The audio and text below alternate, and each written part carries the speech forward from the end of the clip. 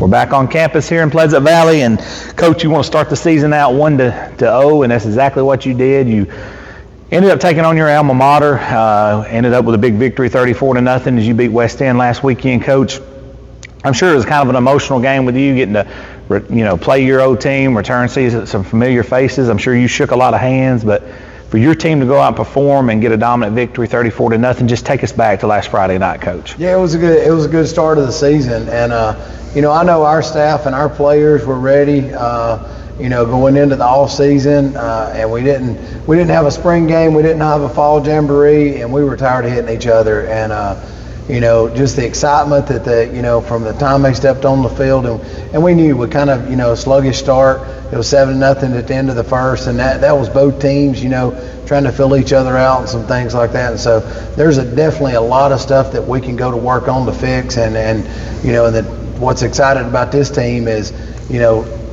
players texting you this weekend, Coach, man, I played I got so much work to do. Well, when you got players that win 34-0 and they're telling you they got work to do, man, that fires me up as a coach. And self-evaluate. It really is, that they're not looking at the score of the game, but they're looking at, hey, man, how do I get better to compete at the highest level I can compete at? Even though we did good and we won the game, there's a lot of stuff I got to work on, Coach. Coach, what is your thoughts on a victory? I know it had to be a kind of an emotional victory. It's the first victory of the season. Also, like I said, you coaching against your alma mater. What kind of turnaround do you give the guys? Let's enjoy this tonight. Tomorrow we turn the page. Tell them, hey, go enjoy Saturday. Go enjoy Saturday. Go enjoy tonight. And and they're on me as soon as the game's over. Hey, when's the film going to be uploaded? When's the film going to be uploaded? Well, some of it, like players like to watch themselves nowadays. They like to see, hey, what did I do good? What did I, go mark those highlights and all that good stuff. But that's kind of the society we live in. Like, how many people share a video of them benching 225 and they didn't get it. No, they ain't sharing that video. They're not sharing that video. Now, if they get it for the first time, they're going to share it everywhere. So that's right. And that's just, we have to embrace that and say, all right, look, as we go through our film study today with the team, let's don't look at just what we did good, but some of these other ones, let's look at some of the stuff that we got to work on. But I think it's important also, because it's a long week, even as coaches, we'll stay up here late on Friday night, early Saturday morning, breaking down stuff, and then you get back up here on Sunday. Well, we always try to say, take a day for your family also, because, it is a journey in coaching. It's, like a season is a journey, and you're putting in a ton of hours, and if you don't have a day just for yourself, I want all my coaches and players included to be fresh at the end of the season. I don't want anybody dreading football come week 10. That's right. Yeah, you want to be peaking around that time. That's it. So you have to have a day for yourself, and however that is, where you're spending time with your family, or if you've got a side hobby or something like that, all work and no play, usually catches up with you. A lot of guys get to go watch college football coming up, and that's a relief for them. Coach, the times has changed because, you're talking about coverage and things like that. You and I used to sit around and just pray that the Gadsden Times printed our name. We wasn't getting a picture back then, but I see it. Nowadays everything's pictures, videos, my name printed. I'm good. That's it. It's changed a lot, but it has changed a lot. When you flip the page and this week coming up, you're playing Perennial Power, a team that's been a rock solid North Alabama and Spring Garden over the last, since Average Joe's existence and even before that. But Coach Ragsdale, Spring Garden, talk about them a little bit. I'm sure you've got to watch film on them by now. Yeah, definitely. They got a great team. They're very good up front on both sides of the ball. Their running backs run hard. They believe in what they do, and to me, belief goes so far in the game of football. If players believe in each other, you can have a great plan as a staff, but if the players don't buy into it, the plan's not going to work. And sometimes you can have a bad plan on offense or defense, but if every player believes in it, that bad plan will work way before the good plan will work. So it's all about belief to me. And that's something I think Spring Garden does a good job. You know, they're gritty, they're hard-nosed, and it's going to be a fist fight in the phone booth, and that's just the way it is. And so when you go over there and play them, or they come over here, it's a war, and you know, wouldn't expect anything less. And so you know, that's something that we'll be going over, and the players know that this week. And so in preparation, you know, we're getting ready for that. Coach, talk about motivation, if you will, even if you like that word. Some coaches like motivation, some of them don't. When you play in a team like that, the opportunity that's in front of you, hey, if we can go out here and perform against these guys, there's a lot of eyeballs going to be on us just like that. Yeah, it's a spot to shine, and you know, and you've got to be willing to step up to the plate. And we always say, like, you be able to stick your head in a bee's hive. Yep. You know, you got to stick your head in that beehive, and you got to go. And you know, and it's just like traditional teams that we played in our region before. Like you take Welborn. Yeah. You know when you play Welborn, they're hard-nosed, they're gritty, and there's so many teams in this area that are like that. And Spring Garden's definitely one of those. But you know, that's something that we've taken pride in too. You know, is be a physical team.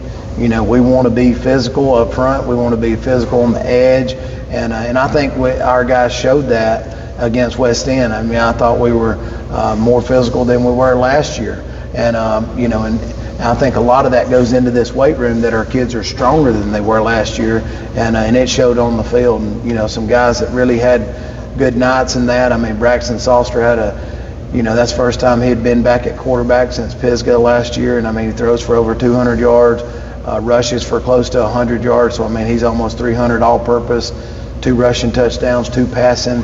Then you had Cooper Dougal that had a reception for a touchdown, had Nick Acker, who didn't even play any receiver last year, and then Jake Barnwell, who hasn't played, I think, since 7th grade, that came out this year, and he got a touchdown late. And so, you know, so many guys that stepped up. You know, there's probably 4 or 5 that either took a year off, took 2 years off, and now they're back at football. And so you didn't really know how that was going to go, you know. And I think some of them was rusty a little bit, but they really caught on as it went on. Let's talk about that right there. You just hit on something. You've created a culture here where if you are walking the hallways and not playing football, and then you come back in, the tribe has to accept you. You can say, hey, you can come back out and play, but kind of, coach, that's kind of the guys' call. Talk about that and how that culture hadn't always been like that, but now it's a tribe mentality. I think you have to go prove yourself too. I think you have to prove yourself in the weight room. You have to prove yourself at 7-on-7 during the summer. Are you committed? Because I think if a kid sees, a player sees that you can help and benefit that team, and you put the work in. You know, now if you're coming in last minute and you want to start talking about, let me join the football team, and you haven't done anything, that's an absolute no. But all of these guys that I'm talking about, they committed they committed back in January. Yeah. You know, so they were committed then of, hey, I'm gonna, you know, and we're working out together anyway. So if any male sport at our school, we're doing the same workout program. Everybody's in there together. So now they're not running to the baseball, they're not running to basketball. Like, all of us work together on that to make sure, you know, in a small school like us, we need every kid playing. Now, do we have every kid playing? There's still some that could benefit, and that's a choice they've made, but they're always welcome here if they want to buy in. That's awesome. And that's the same thing, like so many of our coaches are coaching another sport here. We don't have anybody that's just coaching just that one male sport. And so I think that helps with unity too, of trying to motivate, you know, hey, I'm walking with a golfer at golf practice, you know, and talking about, hey, you used to play basketball. Why are you not playing basketball anymore? Well, now all of a sudden the kid's playing basketball. Sometimes just that one little conversation with a kid to know that, hey, you was good when you played and you're missed. Are you shortchanging your other teammates by not playing? And so I think that right there has helped a lot, you know. We're good. So let me ask you this. You have it set up there, and you just hit on something real big in my opinion. One voice, one heartbeat throughout the whole school. You're talking about basketball, football, baseball, whatever the case may be. Wrestling, track. Same weight room, same voice. So if they go to one coach that may be the golf coach, and he's like saying, hey, coach, this, that, and other, he's going to hear the same message you have. How did you create that, and how long did that take? It takes time on that, and you got to be willing to. Everybody's got to be willing to trust that too. And it's not like we never wanted a dictatorship. Like, our baseball coach might come in and say, I want some things that helps our hips. I want us to hit more home runs. Okay, well, inside the weight room, here's what we're implementing, and let's make that a focus point. I want everybody to have a voice in that, because when you work out, like, if a kid's doing a parallel squat, I mean, you tell me, are they a basketball player? Are they a football player? What are they? No, they're an athlete. Yeah, they're a Pleasant Valley athlete. And we've even went and showed film. Like, I went to Alabama a couple of years ago and watched them work out, and I brought back some film, and I said, all right, here's some guys in here squatting. Okay, you tell me what sport they play. Well, one of the videos I showed, I said, that's their swimmers. That's their swim team. Okay, so everybody's doing the work. It's all about the volume that you're doing, and is it game day? Is it not game day? But you know what? Every day is not game day for everybody. That's right. So just because this kid's on game day and he's doing a little less volume, your game day, you have chose just to play one sport. So your game day is not until a long time from now. So why are you doing what this kid's doing as game day? Yep. And so we try to individualize inside the program and make sure that they understand that. And then also, they are 14 to 18-year-old kids. That's right. So it's not like something that you're doing working out is going to cause you not to be able to shoot a layup tonight. That's right. But anyway, that's on a different topic. But I'm proud of our kids and our coaches buying into that. Yeah. And I think it's helping them. I mean, like, for the last 2 years, we're one sport away. And it's been different ones from every one of our sports at Pleasant Valley being in postseason. That's never been done in the history of the school. That's awesome. So now you're seeing results from that, not just winning at a few sports, we're winning at everything, and that's our goal. I mean, that'd be an ultimate, a great community team goal here, is for every sport to make postseason. That is freaking awesome, Coach. That's an awesome concept, and I've never even thought about that. I know, hey, look, you got different levels of this thing. It has to start with the players buying. First of all, you got to believe your coaches can buy in first, then the players. But you also have to have administration buy-in to the vision. Talk about that a little bit. I know we're going a little long today, but if you don't mind. I mean, you definitely, and that's what's been, tricky here, not saying anything, but like we have went from, administration's changing every 2 years or so. Gotcha. And so the consistency of that, just, and having leaders to come in and look and say, all right, what's been going good, what's been going bad, not wholesale change something right out of the goal just because somebody's in a new spot doesn't mean that we got to change everything. Let's look and see what's been going good and what's been going bad. Makes sense. I do think it's important to have great administration that buys into that and sees, because it's easy to set goals on stuff, but it's also sometimes you could set goals that are we making sure that we have every resource that coach needs to set those goals. And I think it's important to talk to your coaches about, hey, what is the baseball goal? What is the basketball goal? What is the volleyball goal? I mean, our volleyball, they're a dominant program. They're elite, yeah. And they've had two head coaches there that transferred, that program from one winning, then the next one comes in, and then she's able to win it. And so I think that says a lot, about the culture and the expectation and the standard of stuff. And so, but that doesn't mean every program can sit there and say, okay, well, they want a state championship, I want a state championship program too. Yeah, we might want that, but you got to have steps of how you're going to get that. That's right. And then you've got to make sure you've got a plan. And now the plan can't be that we're in a 2A school, well, I'm going to go grab these athletes off this team. Well, now you're going to have coaches at each other to do that. And so, I mean, that might work at bigger schools and all that, where that kid can just play that one sport. But here, we need them to play multiple things. That's right. And the coaches want them to play multiple things. And that's so important. And working them out brings that continuity immediately. Yeah, I mean, there shouldn't be different, your volume might be different, but if you're trying to create an athlete, you ain't having a bunch of different lifts anyway. That's right. I mean, it's 4 times 3, 6 times 2, and all that. I mean, who's right and who's wrong? That's right. At the end of the day, what's the intensity you're putting into the workout? Instead of getting over who's right or who's wrong on a workout. Yep. You're getting bigger, faster, stronger regardless. And That's it. And doing it the right way as a team and here And sweating injury together. prevention. I mean, we've seen our Yeah. injuries go down because of kids, you know. Now, if you miss a lot in the summertime and stuff like that, or you're not in a weight room class for some reason, then of course, you're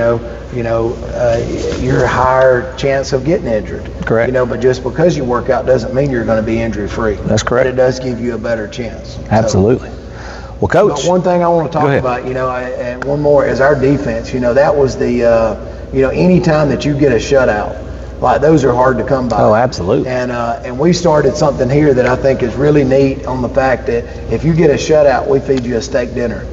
Oh, And man. So the average, the wins used to be, and the averages went up a little bit now, but it's still not great. But used to, the average win was like 1.8 a year. And so we said, hey, every time that we win at Pleasant Valley, we're feeding them. We're feeding them the following week. And it started out just hot dogs. And I didn't get the idea. I got it from Bill Clark. And Bill Clark said when he was at Prattville that every time that they had a win, they had a hot dog. That's he awesome. said we watched film and we ate hot dog. Now, if we didn't win, you didn't get the hot dog. Well, so when we brought that, and said, hey, after every win, and I can remember some dads saying, hey, look, they're better than a hot dog. We just won this game here for the first time. We beat Welborn at Welborn for the first time ever. We're not eating hot dogs this week. We're doing pork chops. There we go. Okay, well, that was those parents doing that. Well, then we started saying, a shutout is hard to get. So a shutout ought to be something, big time. And so it started to become a steak dinner. And so I just That's think awesome, like dude. our guys on defense, those three coaches, they work their tail off on defense. That's awesome. And Coach Ward does a great job planning. Him and Coach Muncher and Coach Parker work together. And in school history, that's only the 32nd shutout. Man. And so anytime that you're getting a shutout, it takes a team effort. And it's not a shutout where the ones are staying in there the whole time. That's right. The bench was cleared, and we've got some freshmen out there that were was performing. their first game. And our varsity kids, I was so excited watching them grab those kids and say, hey, don't you mess this steak dinner up for us. Yeah. Because it don't matter. If they score on JV, they score on whoever. You didn't get a shutout, guys. There you go. The deal's off. And so There you go. you watch our varsity kids do some coaching. They start coaching their tail off over there about where they're supposed to be in coverage and their drops and their run reads and all that. They were probably the hype men, too. weren't they? Oh yeah, so you want to make sure that your sideline stays in the game. You put some of them younger kids out there when the shutout's on the line. Hey, Coach, you put some meat on the bone, literally, and That's it. and they start That's it. performing. Everybody's at stake right there, and it was good to see those kids get high five. That's awesome. Thank you for daggum giving everything you got. That's it. Man, that's awesome to bring that thing all the way down and see those younger guys get in there and perform at a level like that. Well, Coach, I appreciate you. I'm sorry we ran this one a little long, but we had a lot to talk about. And, man, it's fantastic talking to you again. And, God willing, we'll be back out here next week to talk about the game versus Spring Garden coming up. So, Coach, I'll see you then. Appreciate it. Thank you.